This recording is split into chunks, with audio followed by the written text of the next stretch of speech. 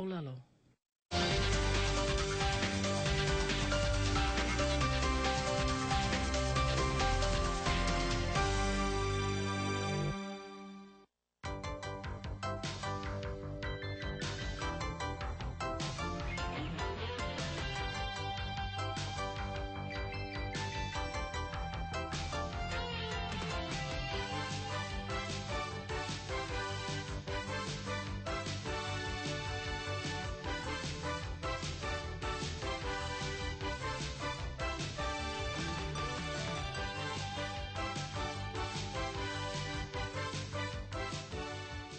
Welcome to Making Democracy Work, a monthly series on topics of community interest brought to you by the League of Women Voters of Honolulu. Our show can be seen on Channel 54 on the third Sunday of each month at 7:30 p.m. and every Wednesday at 8:30 in the morning. I'm Pearl Johnson, Chair of the Planning and Transportation Committee of the League of Women Voters. Today we are going to discuss the Public Land Development Corporation with Senator Laura Thielen and Robert Harris of the Sierra Club.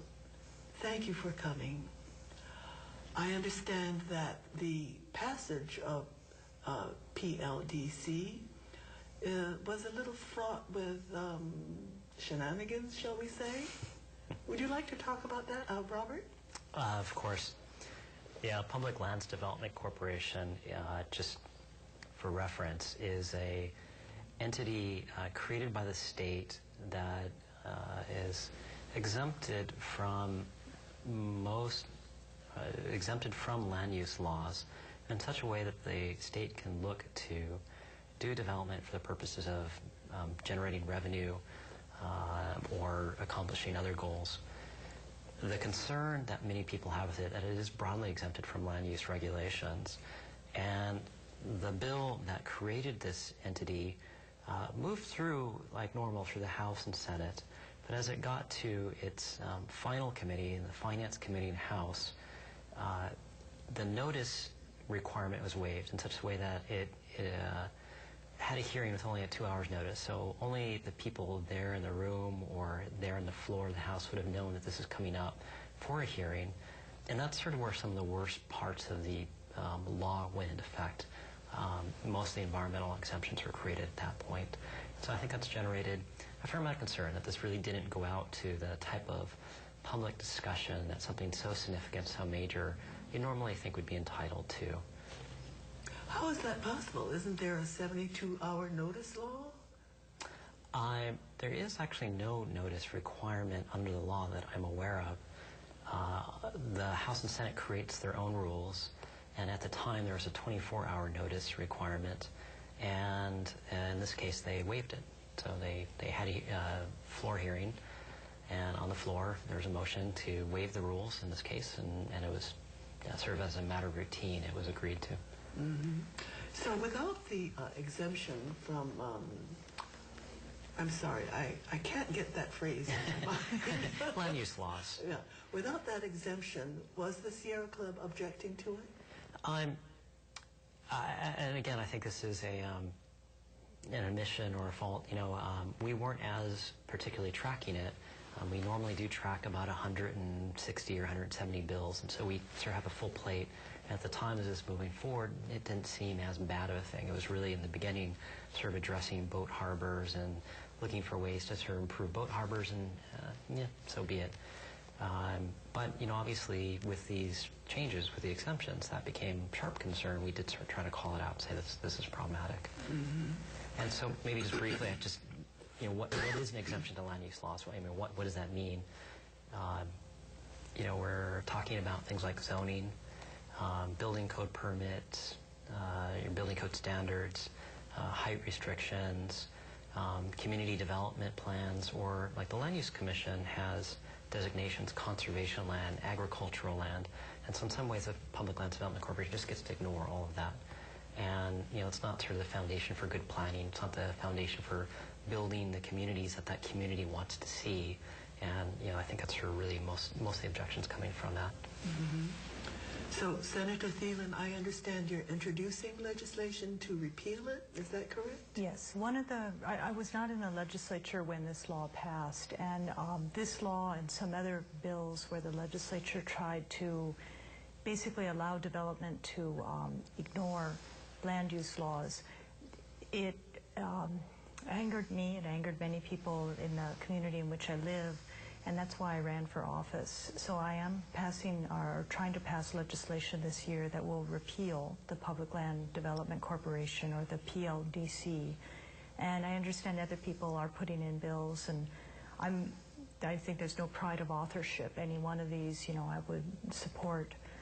I think it's, again, what Robert was pointing out is important to just reiterate. The land use laws, they reflect areas where our communities, our state has had a lot of discussion, and we've come up with laws to say, certain things should not be allowed in certain places. So we came up with a law that said we shouldn't put golf courses on prime agricultural lands. It's not a good use of the prime agricultural lands. The Public Land Development Corporation could ignore that. Communities invest a lot of time working with their county councils and their planning to come up with community development plans. And we have to find a place where we want growth to go in certain areas, and we want open spaces in other areas. And again, the Public Land Development Corporation could ignore that.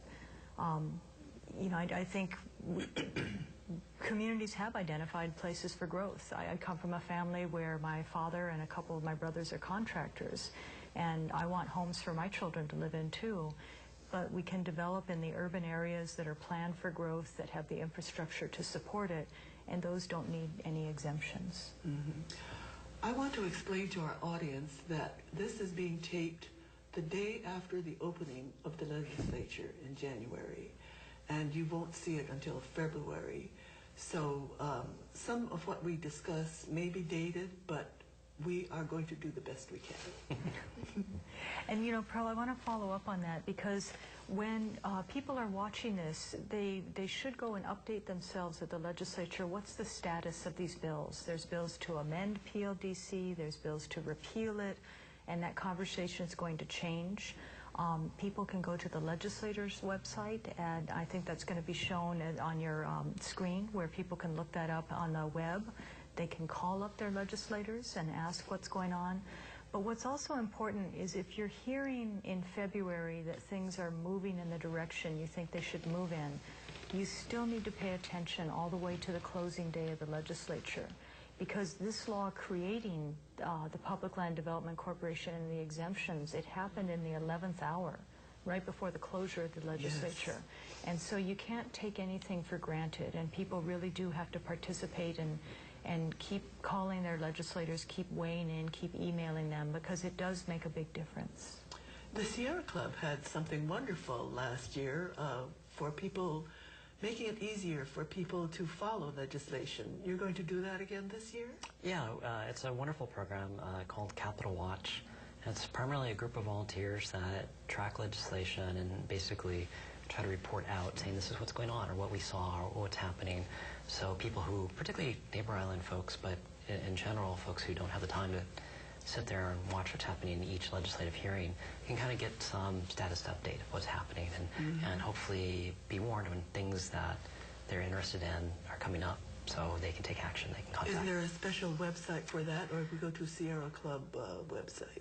It's an easy website to remember. It's capitalwatchhawaii.org, all spelled out, so Hawaii spelled.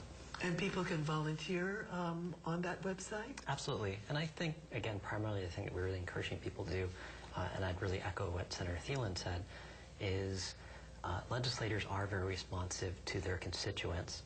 And so contacting their legislator and saying, I like what you did here, or, can you do this? I prefer you to do it, and try to make your voice heard is important. And if we get enough people doing that, it does make a significant difference. And going to that website makes it easier to contact your legislator, right? And on this particular issue, there's also another website called Grand Theft INA, where it actually does have some of the contacts of the different legislators.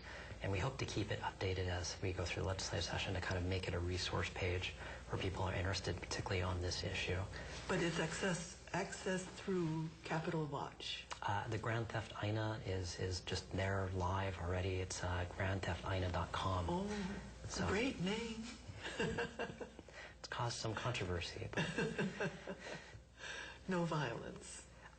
no violence at all. No. Not yet. Not yet.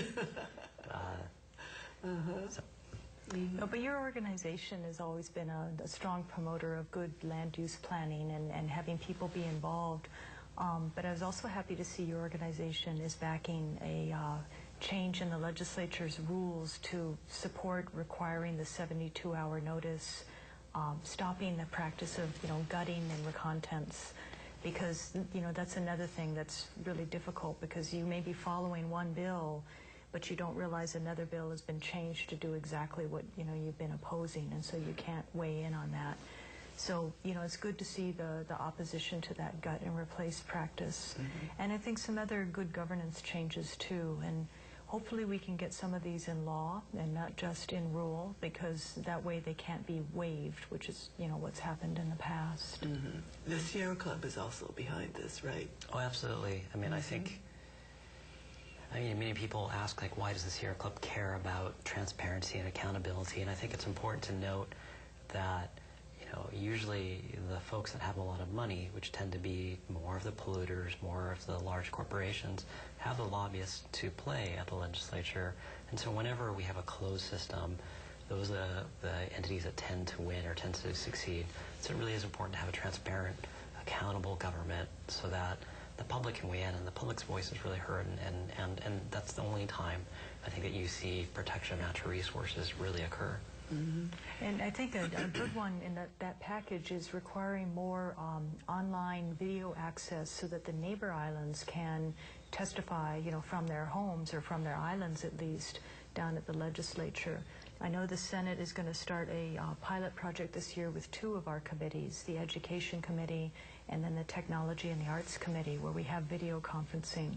But I think getting that neighbor island voice in the capital is critical, because when I was chair of the Department of Land and Natural Resources, it was very apparent that that the neighbor islands, because maybe they're less developed, maybe because there's more people there that are still reliant on resource areas for food or certain cultural practices or entertainment, because there's less variety, they're really much more attuned to the resources and the lands, I think, than many people on Oahu are.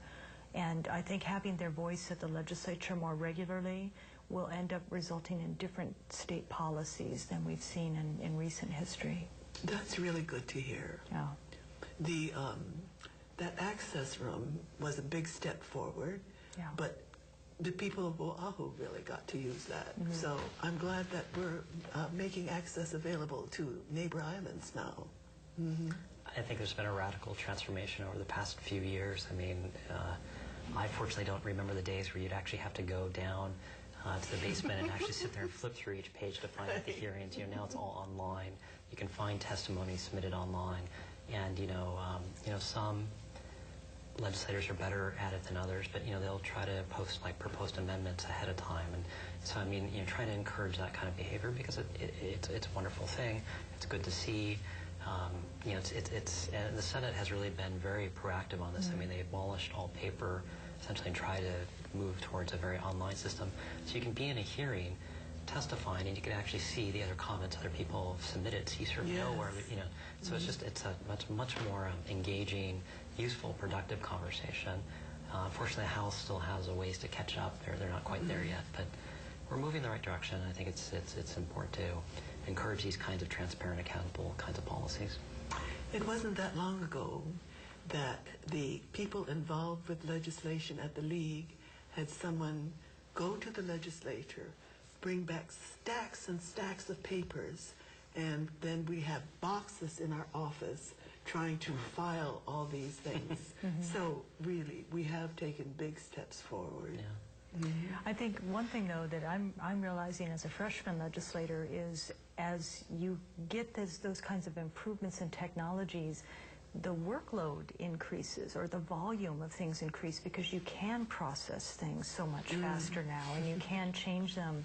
So one of the things I'm wrestling with is, you know, I'm in a committee, I'm hearing the amendments being discussed, I can ask questions about them, and so then the written amendments that may come out 2 or 3 days later, but I know what they are, but other people don't. And then there's 14 committees that I don't sit on. Out of, you know, something like 17, 18 committees, I'm on only 4. So I won't be able to read those amendments, but we may be voting on them, you know, the day or the day after they're published. So it is really a race as a legislator, and I think as a citizen trying to be involved, following everything at the legislature. Robert was talking about, you know, following about 160 bills. There's somewhere between 2,000 and 3,000 bills that are introduced every year at the legislature. And not all of them get a hearing, but there's still quite a lot to be following. Are you sure that yours will? No. It's still a matter of, you know, it's the chair decides whether it's going to get a hearing. So of course you're talking with the chair, and there are some rules to kind of encourage, you know, more movement and not blocking things up. But we'll see. And so part of it is now you know, people are circulating bills for signatures, the senators.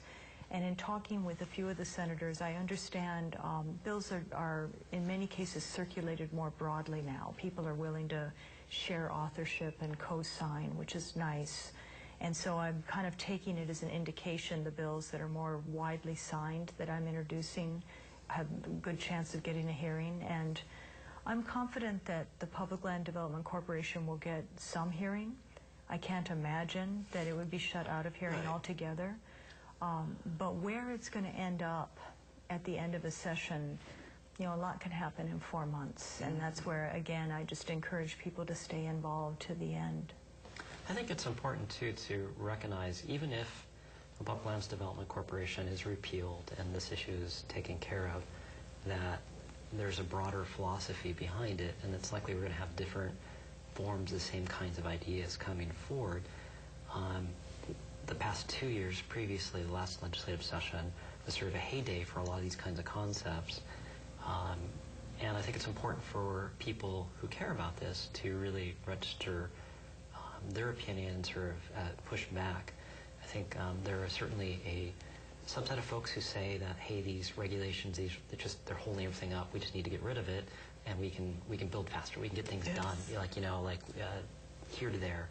And there is some legitimacy to things moving efficiently. You know, you don't want stuff held up unreasonably. And I think that is a valid you know, issue to be addressed. But on the other hand, I think you know, if you simply say throw everything out, then you're really losing some of the important things, like the League of Women Voters has always stood up for, like having the public's voice heard, having opportunities for open hearings, to have discussions, with the idea that sometimes community plans, you know, where are we going as a community, take years to develop, and that's not necessarily a bad thing.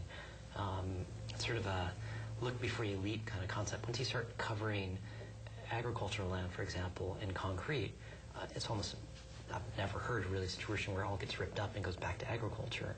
So these types of decisions are final, and Hawaii in particular has a really finite amount of land, particularly conservation agricultural lands.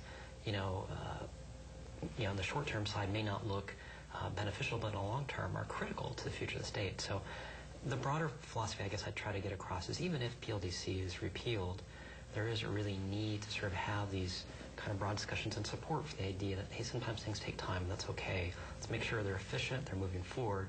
Let's take the time necessary to make the right decisions and try to make sure we're moving in the right direction. I have heard supporters of PLDC say, give us time, wait till we do something. But then once they do something, there really isn't anything that we can do to stop them if we don't like what they're doing. Isn't that correct? I think realistically what would happen in that situation is you probably have the first 5 or 6 projects be Menini, be small things that, you know, most people have concerns, and it'll sort of be a few years before you start seeing things that people have concerns crop up. You know, sort of the tensions died down. And so, I mean, I'd almost compare it, and maybe this is a terrible analogy, but much like the Bill of Rights. I mean, you could point to one criminal conviction, say there's no problem there, but there's a reason why we created something about habeas corpus, why we have the Fifth Amendment, why we created all these protections, because abuses can and do occur. Plainly, when you exempt somebody from all of these regulations, things that are created to prevent abuse, you know, the natural supposition is eventually abuse is going to occur. And at that point, you know, we don't want to have to be in a situation where people are going to court, where there's litigation. I mean, we don't want to go down that road. Let's just try to, you know, take the system that we have and make it effective and make it efficient. I would have answered that differently. I would have just said yes. But I think Robert may be right. It may not become apparent right away. People may be a little bit more cautious at the beginning. But I think the reality is we are poised on the brink of having a huge influx of tourism coming in from China and Korea, where the tourism authorities and others are working on direct flights from these areas. The countries are opening up visas. The population there is massive. Right now we have 8 million tourists a year, and we have an industry that's saying, you know, we need more hotels. So perhaps the PLDC, which if you look at Act 55, is actually written to help support the tourism industry and specifically talks about exemptions to be able to build hotels and timeshares and things like that, enters into development agreements around tourism, but it's a development agreement to develop visitor destination area. Sounds benign, and then maybe things don't start till later on. But because it doesn't have to go through the permitting process, people don't really know the scale of what's going to be going into place until things start breaking ground and as they maybe get their questions answered. Mm-hmm. So it can have some very huge impacts on Hawaii. Right now, you know, our tourism numbers are fairly level because of the number of hotel rooms. Maybe people do want more tourists. Maybe people do want more hotels. But I think we should have an open discussion on it, not a back door that has it happen in, you know, in places where we don't know, you know, because we haven't had that discussion or we haven't gone through the permitting. I didn't realize it was 8 million because for a long time 6 million was it. So we're gone up by 1/3. We're on target for 2012 to have been 8 million tourists. Oh my. Mm-hmm. The parade of horribles you can do looking at the Public Lands Development Corporation is pretty large. One that's always concerned me, which I don't think has gotten as much attention, is the exemption from their procurement code, which means essentially if there's a development project, the Public Lands Development Corporation can essentially pick the person who goes and develops it. And by not putting it out to an open bid, you don't necessarily know if you're getting the best deal for the state. You don't necessarily know if you're, you know, essentially favoring a contract that's made political donations, that, you know, is made behind the scenes deals.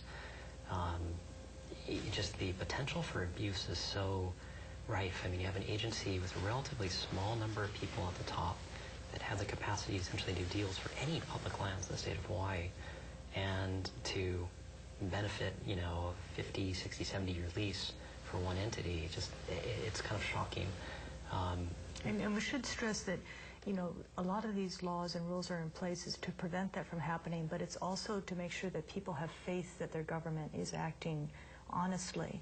And the problem with, you know, exempting yourself from the procurement code is even if the PLDC were acting honestly, they will always be under a cloud of suspicion because of that exemption. And it makes people a little bit more cynical about government operations, which I think is a bigger problem overall. Is it possible that a developer who has a project in mind could funnel this through PLDC and get all these exemptions? Correct. I mean, under the law, it does seem possible for a private developer, let's say you have a 10, 15,000 home subdivision that you want to get approved, and you want to avoid the land use commission process, you want to avoid the city zoning and building permit kind of process, you potentially could look at trying to give your development right to the Public Lands Development Corporation in exchange for some type of, you know, say you pay them $1 million and, you know, your project gets moved through an expedited basis, the state's made money, and, you know, essentially you've paid to get around regulations. And it's particularly troubling in that these are the kinds of projects that really do deserve close examination and deserve discussion, because long term, everyone's going to have to face the impacts of those kinds of projects, whether it be infrastructure, police, hospitals, schools, traffic, or just simply the loss of important agricultural land or conservation land. And if you're not having those discussions, if you're just allowed to go through a shortcut, I think long term everyone loses. And Pearl, this isn't a hypothetical, what Robert's raising. Before all the brouhaha erupted, the Public Land Development Corporation did have on its agenda the possibility of developing or taking control of the development over 3 pieces of property that were under DLNR's jurisdiction. And 2 of those 3 properties have tenants on them. And really, I mean, what it was is, in discussing it with the director of the Public Land Development Corporation in a hearing today, the idea that those tenants may benefit from being able to have direct lease negotiations with the state and not having to deal with a public bidding process. So, you know, it already was in the works, and I think there are other people lined up to, you know, desiring to take advantage of that as well. Mm-hmm.